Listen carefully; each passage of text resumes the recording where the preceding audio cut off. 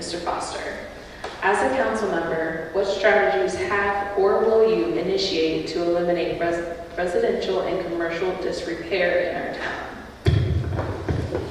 I guess I'd probably let the cat out of the bag in my opening statement, but I think that modifying the ordinance with support from Richmond to create a very active and down the road somewhat punitive vacant store registry is the number one thing. But secondly, one of the parts of my background that I didn't talk about is the fact that I worked in finance for 25 plus years. And I think I bring a different set of eyes, a different understanding of numbers, and can be of assistance to Chuck and the town council just with respect to my ability to understand the numbers. And so I think that's a big part of it is when you look at a business and you look at a town, being able to really get behind it with the numbers. All right, thank you, Mr. Irvine. I too like the delinquent tax for the rundown buildings in town.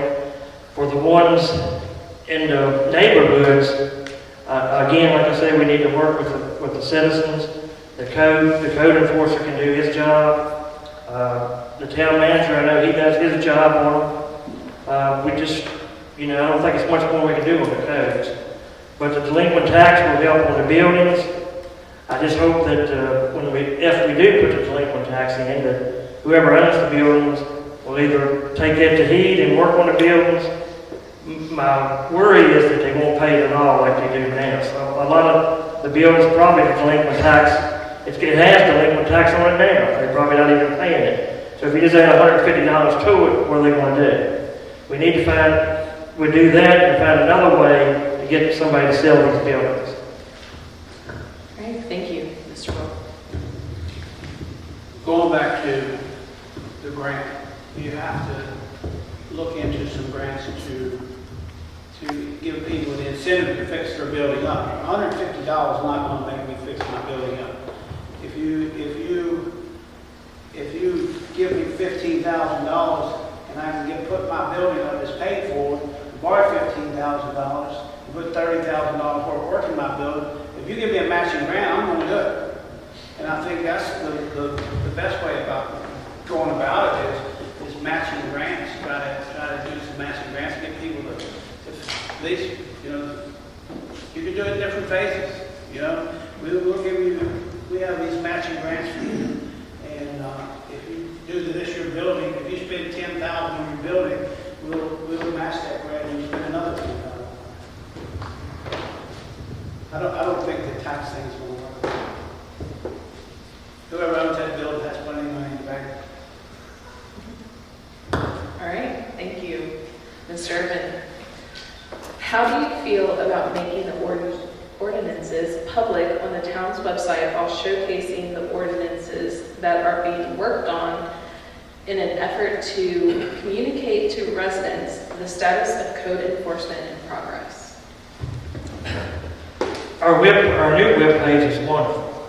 The old web page, it needed a lot. And I think our new web page, I'd say it probably has all that on there. I can find almost anything I want to find on the new web page. We do need to keep it updated. I think this one will be updated. Everything we need transparency on, that'll be done. Like I said, this is a new company on this web page. We got new ideas for it, and I think it'll work with the codes and everything that people need. But a lot of people in this town can't get on the internet. A lot of older ones don't get on the internet. Our local media should publish it, what we're doing. I've been to ribbon cuttings in town, cities, whatever, and no media there. I went to Allegheny County Board of Supervisors meeting to argue something for Clifton. No media at all. You was there, Jerry. I'll get you in there. But we need to be more transparent. The recorder is at everything I go to. We just need to have it transparent in anything we can, because the only source is not the internet. Older people use the internet or just don't have it. All right, thank you, Mr. Wolf. What was your question again? Okay. Yes, yeah. How do you feel about making the ordinances public on the town's website while showcasing the ordinances that are being worked on in an effort to communicate to residents the status of code enforcement in progress? I'd say probably 50% of this town don't know how to get on a computer, you know? And I think it would be good because it's the new thing, you know, we can now pay our water bill online, you know, so I had a pastor tell me 25 years ago, if you don't know how to use a computer, you're going to be lost. I didn't listen to him. So I think you'll reach 50% of the people, but in 10 or 15 years, you'll reach all the people that they'll be able to read. You know, we have to look 15 years down the road, not tomorrow. So I think it'd be a great idea to post them on the internet. So. All right, thank you. Mr. Foster? I absolutely agree that there should be full transparency. I frankly don't know what all is accessible, and I think Jeff is hopefully right that the ordinances that are existing are on there. My recommendation to people would be come to town council meetings, come to the public forums, come to community gatherings, because if you don't know how to navigate a website, you can always find somebody to ask what's going on with this, what's going on with that, and I think that the town council should essentially be the face of the town. As we're out there volunteering, we're talking to people, and we're at church or in our neighborhood or at the tavern having a beer, talking to people. We have to be able to know what's going on and be able to answer those questions. And clearly, when there are things that can't be discussed publicly, you can't talk about those. But to the extent that there are things going on, or if there's a knowledge of the ordinance, what's changing about it, I think that we have a responsibility as a town council to make that available at any time to anyone who wants it. Great, thank you. Mr. Wolf, what is your view on the arts in Clifton Forge? Do you see them as an economic stimulus of the town? Will you fight for their support if you are elected to council, and in what ways would you do so? When you say the arts, you're talking about the art center or just all of them in general? Oh, that's a big, I fight for them to the end.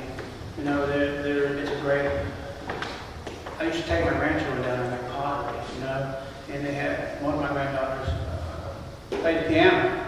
So it's a big deal, arts center, all the arts and arts and craft centers, and you know, I think we should invest more in the children need something to do besides stay on the phone.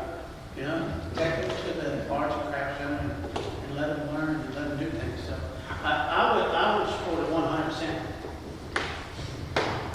All right, thank you. Mr. Foster?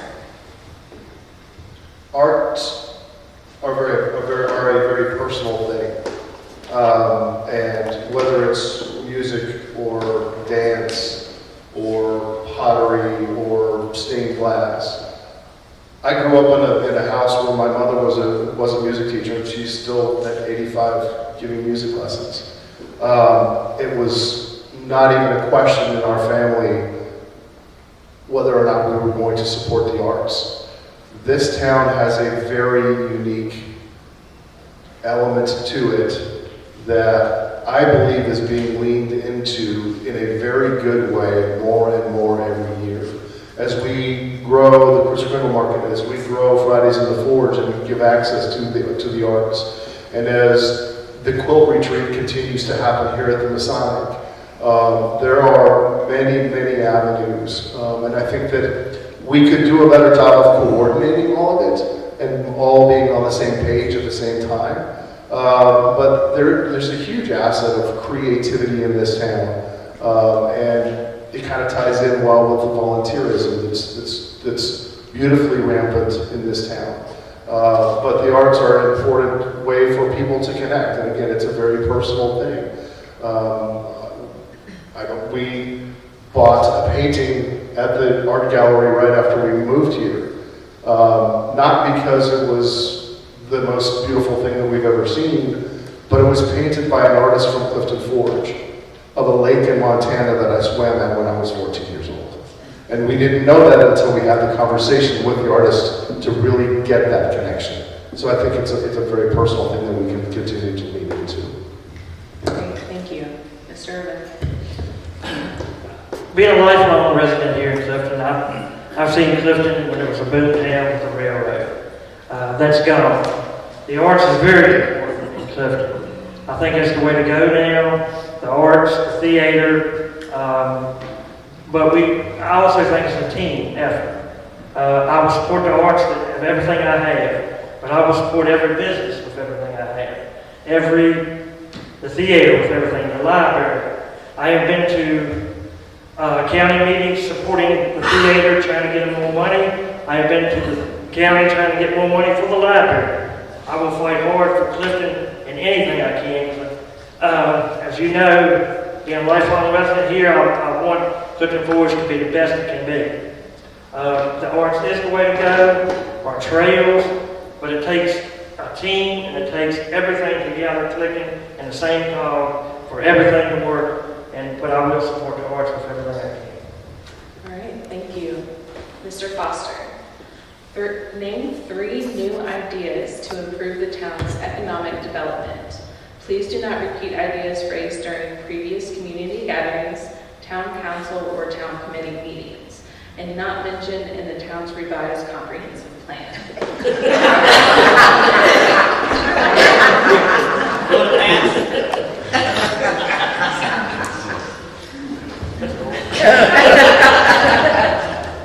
I'm pretty sure I know where that came from.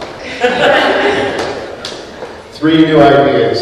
Okay, I'll throw at least 2 out there, maybe 3. I think that we should look at annexing Cliftondale Park, as well as potentially the land between the edge of town and the college. I think that we have a lot to offer. So that's one idea. My second idea would be to continue to expand the parks and trails. I think that we are making really good progress, and the commitment that the Parks and Rec team has made to making the trails nicer is great. I really want to see the trail all the way to Douthat for that plan, for that to come to fruition. And the third, it would be just get more businesses downtown, whether it's through grants or whatever. And secondly would be, or third, I'm not sure. I mean, I could pull 1,000 things from the comprehensive plan, but that's why they asked the question. All right, Mr. Damon? That's going to be a hard one. Jobs. That's in housing. That's the top 2. But I'd say my number 1 would be working with Covington and Allegheny County. They have the biggest, Allegheny County has the biggest land, parcels of land. We can work with them, which we do now. When I first started canceling, this is not, don't think it's just me, I'm saying it's just me, but Clifton Forge and Covington and Allegheny County, you couldn't get them all in the same room, they want to kill each other. But now we work together, we're all friends, and that's because of all of us, not just one. But I say work with the county and Covington on joint ventures to, better all 3 places.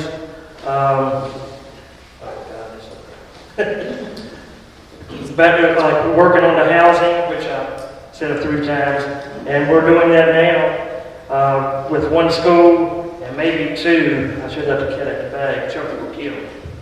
And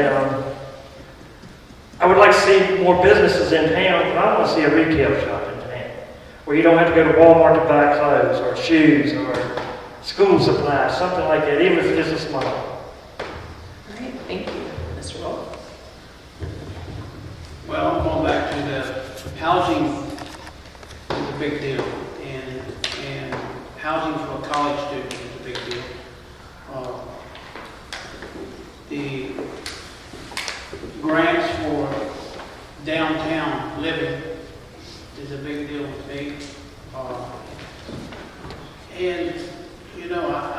sure about the third one, but I would say, I do a lot of contractor work. Most of my contractor work is here in town. And I deal with people from Minnesota, Albuquerque, New Mexico, Colorado. I think we should promote this town as a safe living town. I mean, people are moving, and they moved here. They moved here because they were afraid of where they lived. And when they came here, the crime rate's almost nil. You got a little bit of drugs. Other than that, it promotes the town for retirement. I mean, I know people, housing here, if you had a house in upstate Virginia, it's $800,000. You buy one here for 100, put 100 in it, and stick your 600,000 in the bank. And it's a big deal to me. Is advertising for people who want a safe place to live. All right, Mr. Irvine. What groups or organizations do you belong to, and how do those groups benefit the town's citizens specifically? How many hours of your own personal time have you spent volunteering for projects or events in town, and what are those events? Yeah, let's break that into two different. Okay. What groups or organizations do you belong to, and how do those groups benefit the town's citizens specifically? As the mayor, all the organizations are out. I don't belong to one circle. I go to the Parks and Trail Committee. I go to Planning Commission meetings.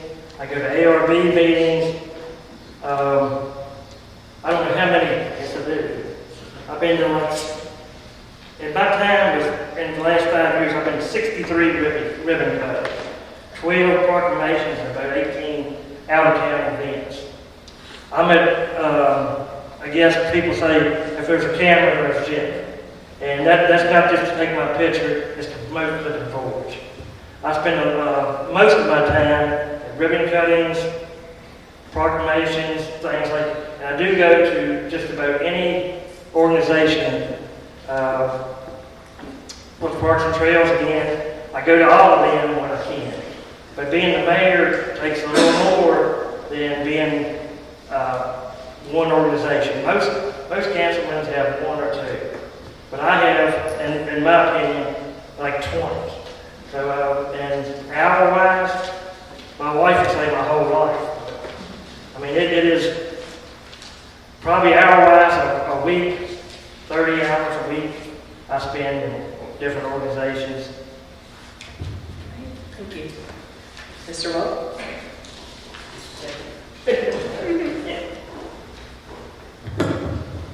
Well, I'm a contractor, pastor, councilman, president of the Eastern Allegheny County Ministerial Association, which we pay people's water bills. We pay $100 on the rent if they need it, $100 on the mortgage. We turn no one down unless they've already received funds. I run a recovery group. Me and my wife run a recovery group downtown, which we had a record number of like 25 people who are, we call it hurts, habits, and hang-ups, and every one of us has a hurt, habit, or hang-up. And that's really moving, and that's how we help the town. As far as volunteer, you can't run a church nor a town without a tremendous amount of volunteers. Clifton Forge has a tremendous amount of people who volunteer, and I just give kudos, man. It blew my mind when I come to Clifton and the people who are volunteering. You can't pay everybody, so as far as me being involved in community things, like I say, it's 10 or 12 houses in the last 10 years that were condemnable that are now worth over $200,000 and we're getting a tax ticket off of. So I do a lot of work besides getting involved with the town. I'm involved with the town, but mine are a little different. All right, thank you. Mr. Foster? Okay, so I moved here 2 years ago. I am now on the board of the Chamber of Commerce. for the Allegheny Highlands, which entails going to ribbon cuttings and chasing Jeff around, as well as promoting local businesses. And every ribbon cutting that I've been to, I've had conversations with other small business owners and helped them understand, that this is a very welcoming community, because usually they are new to the area or the business is new. So I think that's something that we can all give back. When we go to these ribbon cuttings, we have conversations with people. We're setting up a one-day thing with one of the new chamber members at the tavern in a couple of months. I serve on the board here at the Historical Sonic Theater, which can take a lot of time. It's a great place. I volunteer here as often as I possibly can. Thirdly, I've gotten involved with the Special Olympics thanks to Mr. Ben Nicely for allowing me the opportunity to get to know some really, really fine folks, and seeing them in town and having conversations with them and learning what they're doing with their lives. Every time I go in Kroger, I get a big hug from Ricky, and we have a talk about UVA football or basketball or baseball. So all of those things, as well as volunteering for the Grand Fondo, the triathlon, and any other opportunity I get. All right, thank you. Mr. Wolfe, have you read the town's draft 2024 comprehensive plan? If yes, did you submit any comments to correct information in it, and do you have any suggestions to improve it? Read it? No. Looked over it? Yes.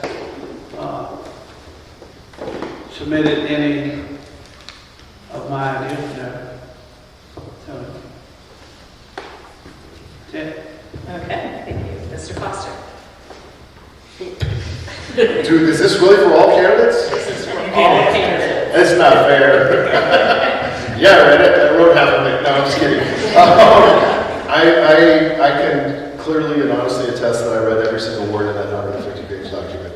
I changed probably 500 of the words. We rewrote a lot of sections, updated things, reviewed all of the demographic data. So it's not fair for me to. I know it well. So yeah, I submitted a lot of comments too. Mr. That's not fair.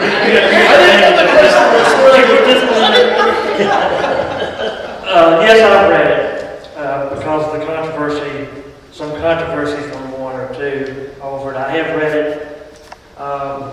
Is it perfect? No. There's hardly any document that's perfect. Like I said this yourself the other night at the council meeting. Like I said, I have read it. Has put in anything new in it? No, I have not.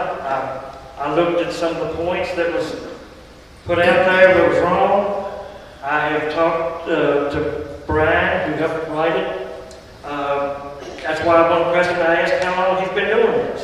That's his job. How many has he done? He's done 2 or 3 just for us.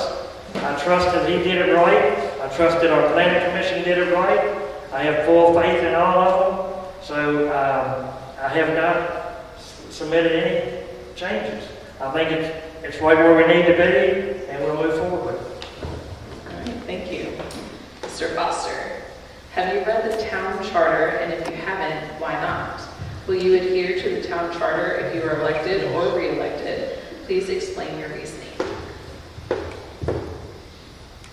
I have not, but I clearly will do so within the next 48 hours, and whatever it says, I will absolutely support. I'm not gonna lie. I have not read it.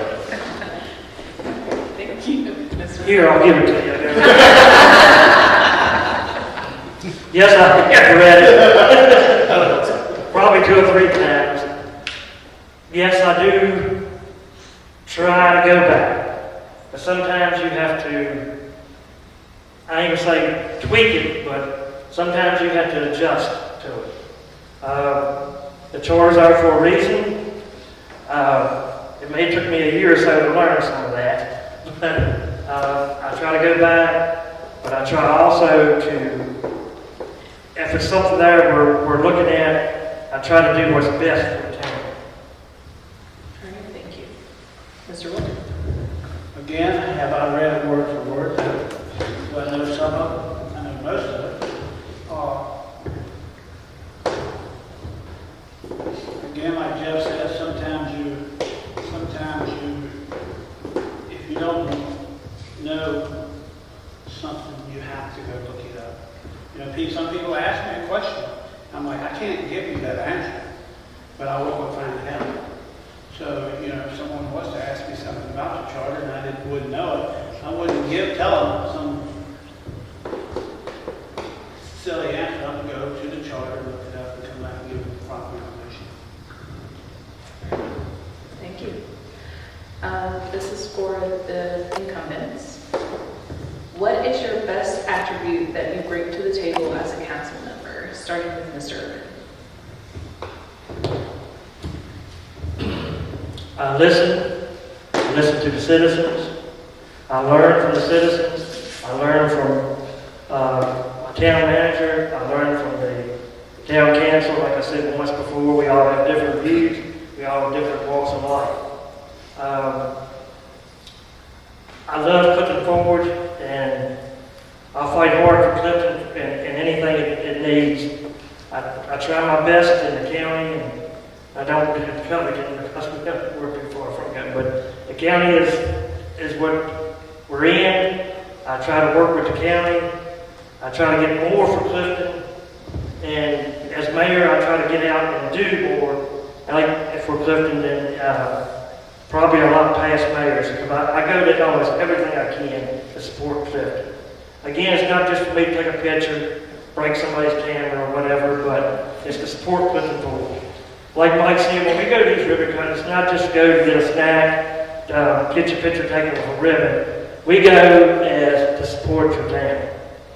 There's many times that I have an ongoing thing with David there from Covington. When I get my thing, I say, we need you in Clifton. If this is a sweet shop, we need you in Clifton. Maybe I might get one of these days, but I'll try to represent Clifton the best I can and fight hard for Clifton. All right, thank you. Mr. Wolfe? I love people. I want people to do better. I love Clifton Forge. And I make all my decisions for 10 or 15 years down the road. But even from the stone house, at one time people were talking about tearing down the stone house, and I said, it was leaking. I said, let me put a roof on it. And I'll put a roof on it for free. And let's stop the bleeding. And then let's wait and let our grandchildren decide if they want to tear it down or not. Because once you tore it down, you can't put it back. And that's my biggest thing is I think ahead. Everything I think ahead, even 15 minutes ahead. The guys that work with me, they say, how do you do that? How do you think 15 minutes ahead? But I think 15 years ahead. And I think that's a big deal because this town's going to be here after we're gone. What did we do to it? What did we do to it that meant so much? In the stone house in Washington Park, the pavilion. I built that. Cost free. I never charged anything for it. They paid my employees. The building at the stone house, I did it totally 100% free. You know, I have a giving heart. And again, it's just, that's why I'm involved in so much stuff that belongs to people. I try to help people from the very rich to the very poor and alcoholics and drug addicts. I want all people to succeed. All right, thank you. This is for Mr. Foster. What relevant experience, tested abilities, and credentials do you bring to the table that the current incumbents or other challengers do not possess? Why would your presence on the town council provide a better mix of talent?